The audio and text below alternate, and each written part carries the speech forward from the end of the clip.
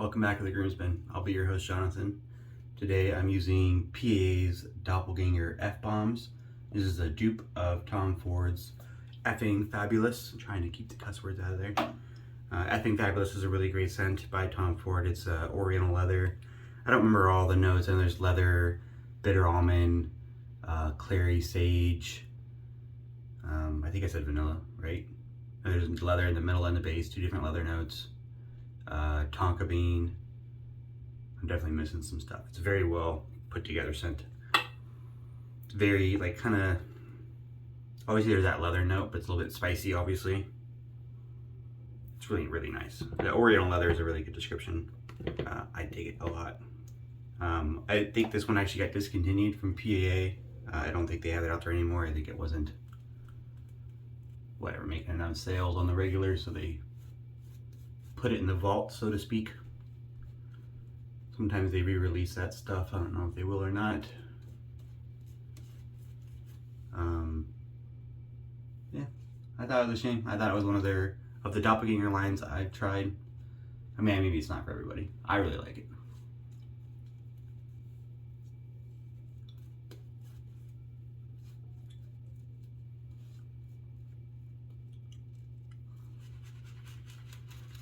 Lathered up with my Voight and Cop brush from Italy. Is one of my favorites, made out of African blackwood.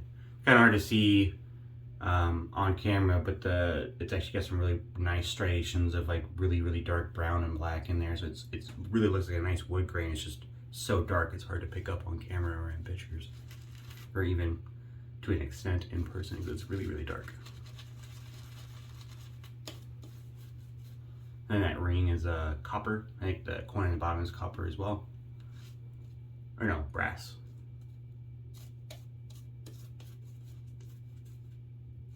This is a CK6 base. They also had a CK1. I'm pretty sure they had Doppelganger F-Bombs and CK1 at some point when they had it released. But this is a CK6, the more expensive base. If you've never used it before, here's the ingredients. Pretty expansive. It's a vegan soap. All of PA's products are vegan. For the razor today, I'm using something different. I got a trade recently, or I made a trade recently. Gotta put a Schick double-edged blade in there real quick while I'm talking about it. I think that's one of the cool things I like about this community is the trading aspect. That secondhand market, it gives you an opportunity, I think, or at least me, an opportunity to go out and try a lot of things at a more affordable price point than would be otherwise. Maybe I'm kind of interested in something, but I don't want to buy it brand new, blind, without having tried it. But, you know, sometimes you can pick one up on the buy-sell trade market for a bit of a discount. Or the trading options when you get to some of those razors and you are open to a trade and you can find something in the same value range or close to. And I traded the Haircut and Shave P076, which I tried to really like. I just didn't get along with it well. The shave just wasn't for me. So I traded for a Wolfman WR2 full stainless steel. This is it says the Wolfman and the WR2 on here. I don't know if you can quite see that on the base plate. It's a 1.15. It doesn't tell you that on the base plate though. I do have another Wolfman head that I bought. It's just the head is Wolfman, the handle is sterling. This is a 1.25. And I'm liking that a little bit more as I kind of got used to it and figured it out. It does require to ride the cap a lot more. But it does have a little bit more blade feel than I like, and I kind of wish that I had a lower blade gap option, and then I had an opportunity to trade for this, so I jumped on it. This is the satin brushed finish, I believe. Obviously it's not polished, but it's the brushed finish. It looks satin to me. Pretty sure it's satin.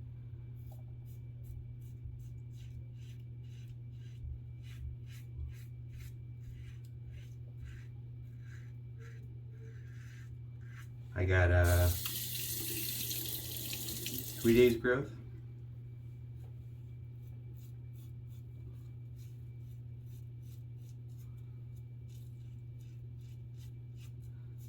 Say right off the bat, I'm liking it more than the 1.25.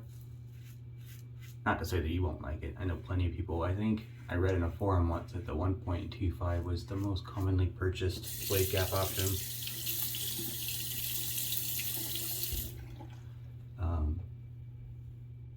It just depends on your face. It's definitely got some blade feel still. I don't mind a little bit of blade feel. I actually kind of like a little bit of blade feel.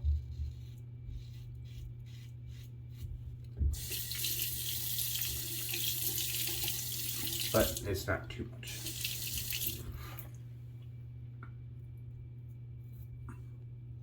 Like the Blackbird, the Blackman Blackbird, I wanted to like that razor, I really did.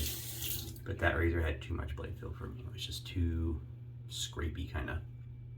I tried that razor 3 different times over like 2 years. I just never get along with it.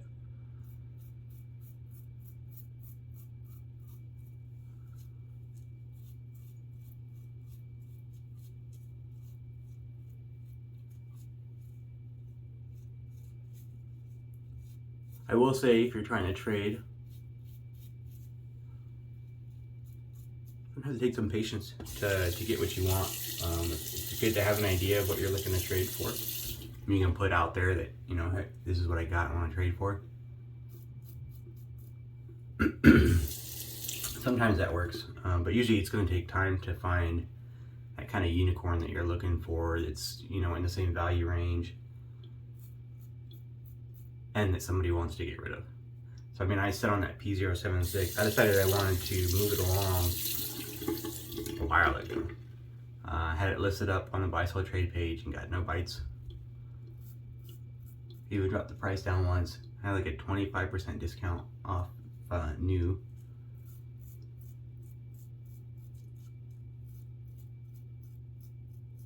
And gentleman posted this on some other razors for sale, and he didn't say he was looking for trades, but he didn't say he wasn't. And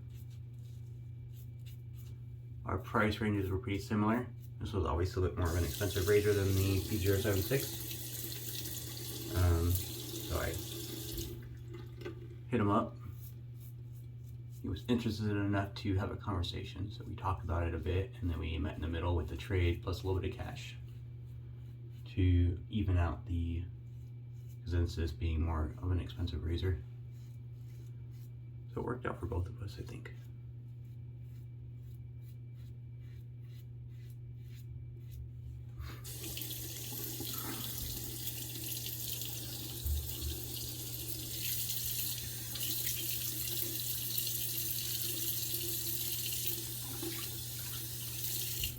The other part of trades is, you don't have to, but I rule of thumb is I like to trade up. Trading down. I had a gentleman once I was trading something, I don't remember what, a while ago, and it was like a mid, you know, kind of high tier razor, like $200 range or something to that effect. And he wanted to trade me like 3 or 4 different, like much lower price razors to kind of equal the value of the one higher price razor. And I was like, I feel like I'm putting myself in a pickle doing that. I ended up not doing that. None of the razors really interested me, which was part of the reason why. I also felt like I wasn't really getting my value worth that way. You guys ever read, there's this girl who was talking about trading and the art of the bargain, and I think it started off as like an experiment, or maybe for like a college paper or something, or maybe just because it was fun. But she started out with like a pin, like a writing pen, like a big standard old pen. And over, I think it was either 2 years or 5 years, she traded her way up from that pin to an actual house without adding any extra cash in there. It wasn't like a huge house, it was like a mobile home. But nonetheless, a house. I think it was valued at like 35 grand or something. It's like this nice little, I mean, it was a mobile home. It was a nice little mobile home. It was pretty interesting reading about it, and someone for big trades. The hardest one she got was a wedding dress. She traded something for a wedding dress, which on the front side seemed like a really good deal value-wise. Like how much the dress was new, how much she got it for in trade and everything. But I guess it was really hard to move that used wedding dress. It took her like months and months and months. I think it was a car that she traded for the house. And at some point she traded something for a vehicle of some kind and then traded the vehicle for the mobile home. I don't know if she was continuing after that or she's just gonna stick with the mobile home.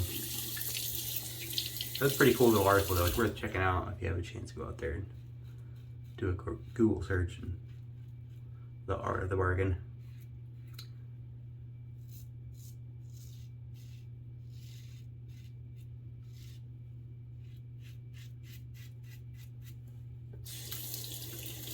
But I like to trade up, was kind of my point there.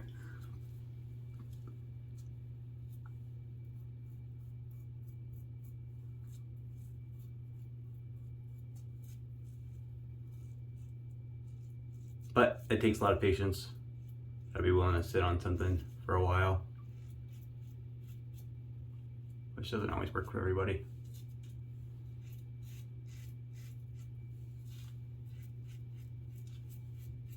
Same thing if you're just selling stuff too. If you got a price in mind, also you gotta take into account how much it is new.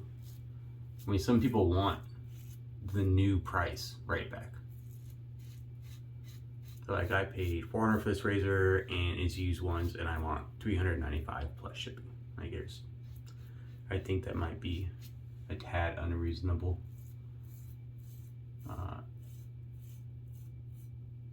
Somebody could just go out and buy it right from a store. Some people do that with the unobtainium razors where they're no longer in production because the company went out of business or they stopped making a certain model, like the Dart, all the Darts making a comeback or something to that effect.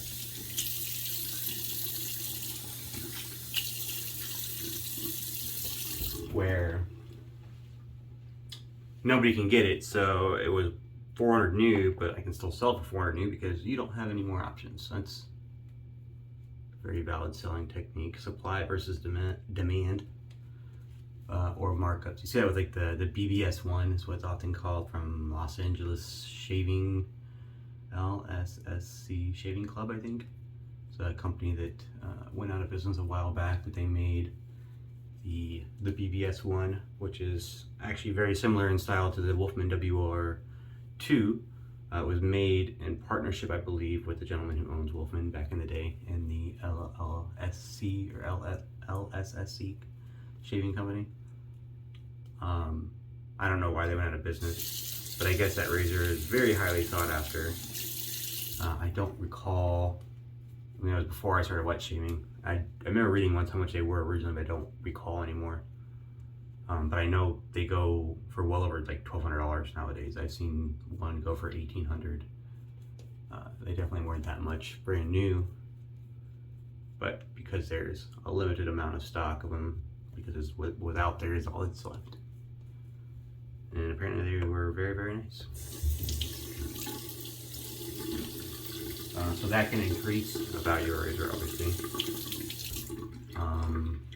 Wolfman kind of does that with their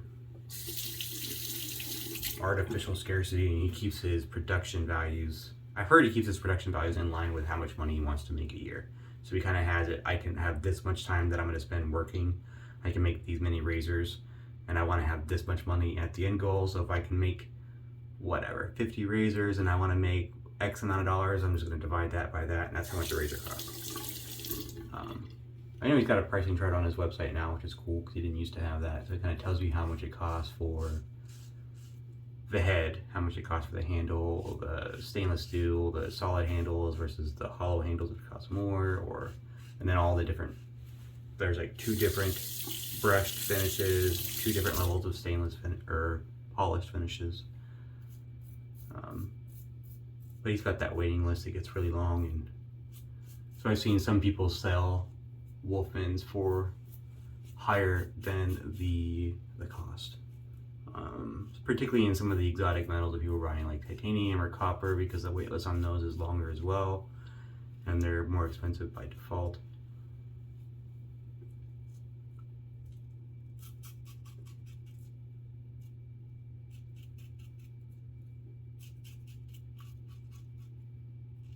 I have not tried all of the options, obviously. I've tried this one, which I really, really like, and the WR2, which I also like.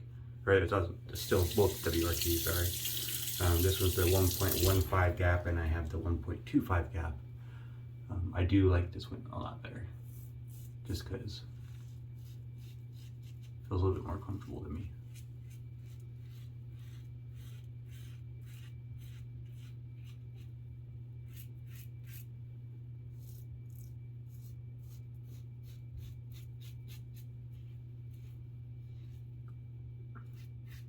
When we're talking about razors and bisulfate stuff, check out scratch and dents too. Some places have, a lot of companies have a scratch and dent site where they do, you know, they have like a return option. So when people return razors, they got to sell those in some way and make that money, but they're not going to sell a used razor that may or may not have any blemishes at full price. So they have a scratch and dent section of their site. It may not be obvious.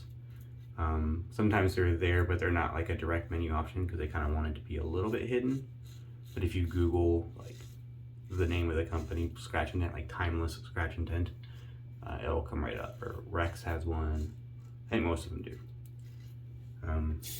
That's kind of hit and miss when they have stock in that area, but usually there's pretty hefty discounts, up to like 50% on some products and stuff. But I would take that into account if you're selling something too. I've seen people sell timeless razors for like 5% off. Like, oh, this razor cost me $300 to build on their site, so I want $290 or even $275. And I'm like, well, you can try.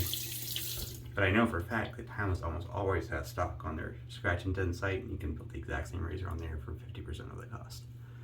So I think some people don't realize it. I don't think people are trying to like intentionally do markups or anything. I think some people don't realize that that part exists, and so they're not taking that into account when they build their pricing for their used items.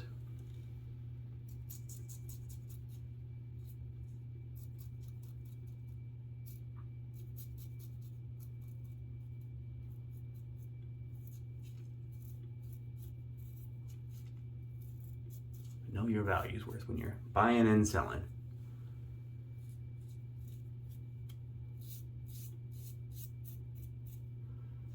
Market research helps.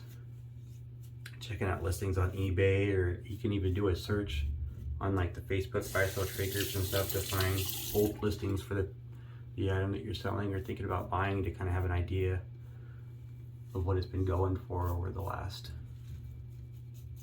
6 months or a year or whatever. There will always be statistical outliers.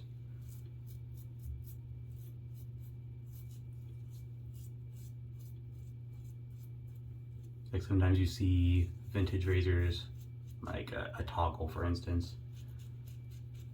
One day might go for like $350 for brand new old stock in the box with the shipper and the instructions and all that stuff. And you're like, yeah, that's pretty affordable for all that stuff. And then like a week later, you'll see one go on a crazy bidding thing and sell for like $1,200. It just depends.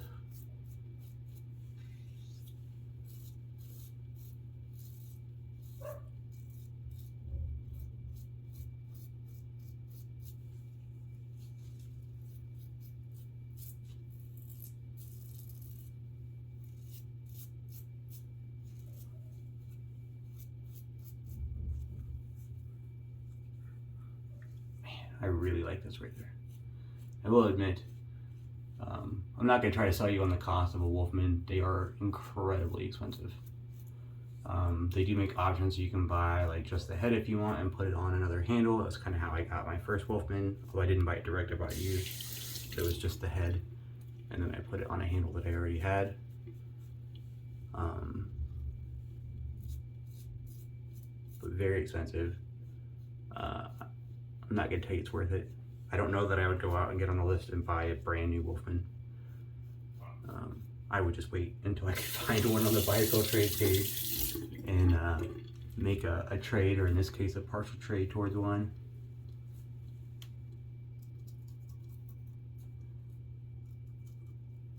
I'm happy with the the trade that I got. Very happy. If you're curious, this is a little bit of a humble brag here. Cash value wise, I traded the razor, the titanium razor, plus $100 to get this, which I felt was very fair. And cash value, I paid $280. The titanium razor I'd gotten was a trade of a trade of a trade of a trade. And I kind of talked about that earlier. You kind of trade your way up.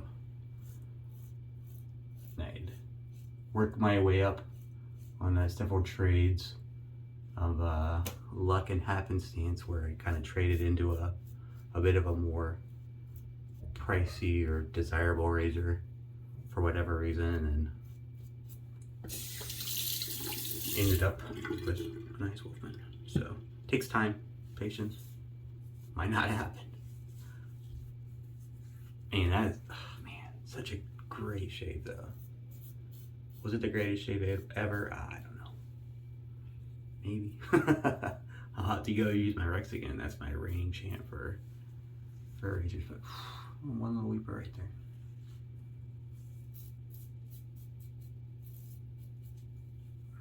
I'm gonna call it good. I love this. 1.15 is exactly what I was looking for. Just a little bit less blade fill than the 1.25, obviously perfect balance for me. I dig the handle too. They make some pretty cool handles at Wolfman. They are crazy expensive. This one, it's not the best looking one they have, but I actually like it. It's got a little bit of a divot here, kind of rest for your pinky. I like where the gripping parts are. Makes it comfortable to hold. It's, very solid and heavy. I'm gonna do a quick cold water rinse, and then I'll be right back for a post shave. All right, I'm back. Thanks for sticking with me. Got the matching aftershave splash here. I got the EDP too. I actually like this one so much. I think this one was on the Bicycle Trade page. Somebody was selling it on like the PAA fan club page. Ooh, I forgot this is one of the older ones that doesn't have one of the flow inhibitors. Gotta be careful with those. So good.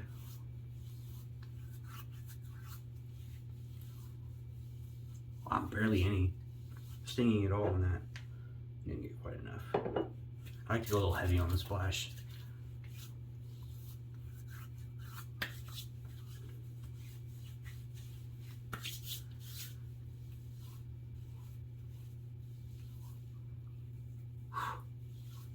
Man, I'm gonna have to do like a head-to-head with the Rex or something, because man, that's a good shave. Thanks for sticking with me. Appreciate it. I'm gonna change my shirt, get ready for work, spray on some of that EDP. I do really like the scent. I do recommend it if you happen to come across one on the Bicycle Trade page. It's good stuff. Obviously very leather forward. Really good. The Wolfman, I really dig. I actually was thinking about when I first got it, while I was waiting for it to arrive, about polishing it when I got it. I do have a polishing wheel and stuff, and I kind of really dig the satin finish on there. I think I'm just gonna leave it. I really like the finish the way it is. I know a lot of people like that high mirror polish, which I get definitely has an appeal, but I like this. I think it looks very, very nice. Very, very nice. But that's the shave. And let me know what you guys thought. If you guys have any experience with the 1.15 WR2, I really dig it. It was a lot smoother for me than the 1.25. A really great level of efficiency, very, very smooth. And like one little weeper right here, but it closed up with the cold water rinse. Great, fantastic all-around shave, ready to start the week. I hope you guys had some excellent shaves as well, and hope to see you here next time.